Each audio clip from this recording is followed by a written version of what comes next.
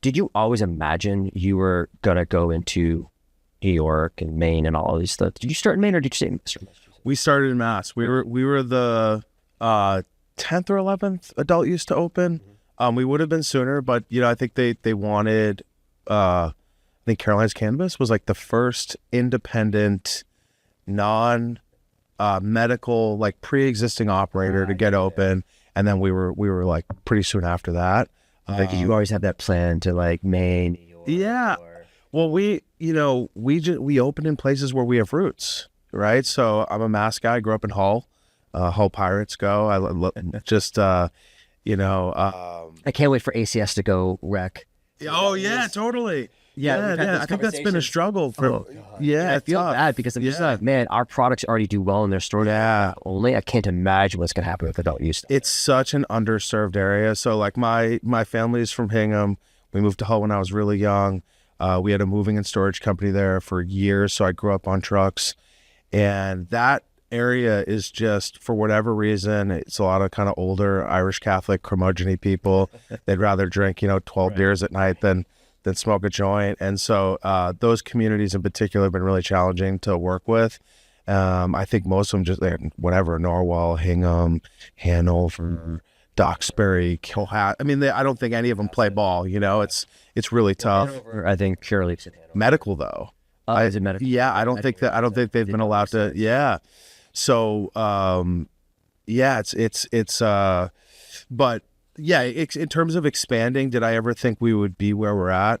Of course, I always had that vision of, you said it earlier, if we open in the right places and we provide a premier service, and provide the highest quality products we can, and leverage that. I mean, we were very fortunate as a young, or first mover, I should say, up in Williamstown. We didn't realize what we were getting into. We knew it would do well. I don't think anybody did. No.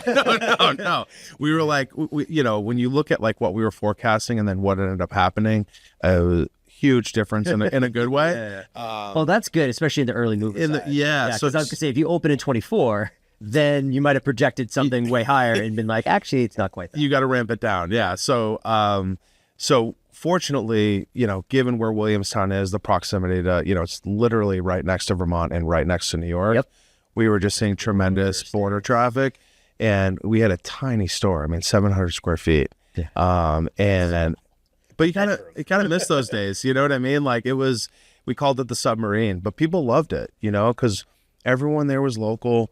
I in the beginning, I was oftentimes in the vestibule checking IDs. Mm-hmm. And to this day, those are some of like my fondest memories of being in this industry, seeing people walk into your store and just be like, I never thought in my lifetime that this would happen. Yeah. And they're literally like getting teary. Yeah. And it's like, well, thank you. I'm so grateful that you're here, and the fact that an owner was, checking IDs and saying hello, I think was meaningful to folks.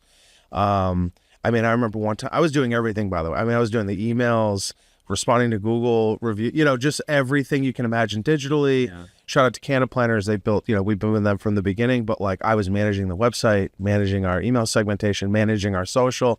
So I remember I sent out an email about I think we took in some Acapulco Gold and sent the email out, and people literally drove from Ohio, because we were like the closest. Yeah.